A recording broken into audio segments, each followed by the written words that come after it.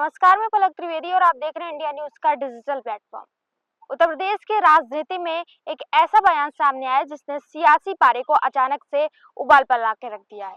बता दें कि समाजवादी पार्टी के राष्ट्रीय अध्यक्ष और प्रदेश के पूर्व मुख्यमंत्री अखिलेश यादव ने सीधे सीधे प्रदेश के दोनों डिप्टी सीएम को चुनौती दे डाली। उन्होंने कहा कि 100 विधायक लेकर आइए, मुख्यमंत्री बन जाइए। जी हाँ, खुला ऑफर, खुली चुनौती और खुली सियासी जंग।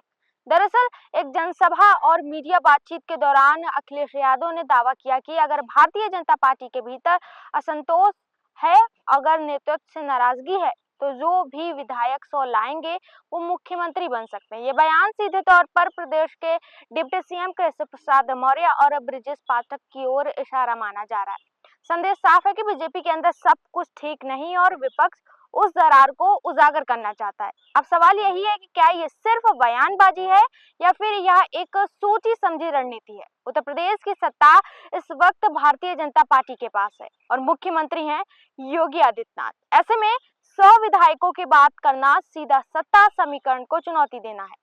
राजनीतिक विश्लेषकों का मानना है कि ये बयान 3 स्तरों पर खेला गया है। पहला, बीजेपी के भीतर संभवित असंतोष को हवा देना। दूसरा, अपने कार्यकर्ताओं में ऊर्जा भरना। तीसरा, 2027 की तैयारियों का संकेत देना। बीजेपी ने भी इस बयान को हल्के में नहीं लिया। पार्टी के नेताओं ने कहा कि पहले अपनी पार्टी संभालने, फिर दूसरों को ऑफर दें। कुछ नेताओं ने इसे राजनीतिक कल्पना और दुःस्वप्न बता दिया है। आपको बता दें कि अखिलेश यादव का बयान वायरल होते ही उन पर पलटवार भी शुरू हो गया है। जर्मनी दौरे पर रवाना होने से पहले केशव प्रसाद मौर्य ने कहा कि समाजवादी पार्टी में बीजेपी से तो कोई नहीं आने वाला। अखिलेश यादव अपने विधायकों को बचा ले, वही बड़ी बात हो गई। इससे पहले डिप्टी सीएम ने एक्स पर लिखा कि गुंडई की राजनीति की विरासत का दौर लंबा नहीं चला करता है और अगली पीढ़ी में पिचकोर फेंकने वाला लगता है। आपको बता दें कि अखिलेश यादव और केशव प्रसाद मौर्य के बीच नोकझोंक का पुराना इतिहास है।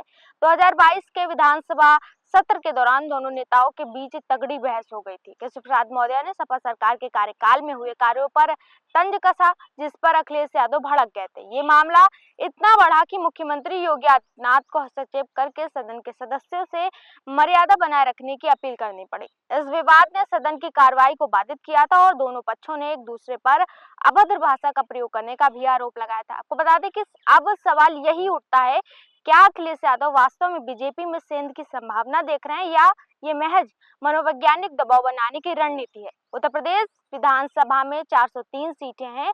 100 विधायक कोई छोटी संख्या नहीं है। अगर कोई नेता 100 विधायकों को साथ लेकर चलता है तो वो सत्ता की तस्वीर बदल सकता है। लेकिन क्या मौजूदा हालात में ऐसा संभव है? क्या बीजेपी के भीतर इतना असंतोष है या फिर विपक्ष सिर्फ राजनीतिक संदेश देना चाहता है कि हम तैयार हैं? याद रखिए, राजनीति में बयान कभी अकेले नहीं आते, वे समय देखकर आते हैं, माहौल देखकर आते हैं और भविष्य की रणनीति का संकेत देते हैं। अखिलेश यादव का ये बयान सिर्फ डिप्टी सीएम को दिया ऑफर नहीं है, ये बीजेपी नेतृत्व को सीधे चुनौती देना है। ये संदेश भी है कि समाजवादी पार्टी खुद को सत्ता के दावेदार रूप में पेश कर रही है। अब सवाल यही है कि क्या 100 विधायकों का आंकड़ा सिर्फ प्रतीक है कोई संकेत? क्या बीजेपी के भीतर कोई असंतोष है या 2027 के पहले यूपी में सियासी हलचल तेज होने वाली? और क्या बयान आने के बाद गठबंधन समीकरणों की भूमिका लिख रही है? बता दें कि उत्तर प्रदेश की राजनीति में बयान अब सिर्फ शब्द नहीं, वे शतरंज की चाल है। 100 विधायक लाओ, मुख्यमंत्री बन जाओ, ये सिर्फ एक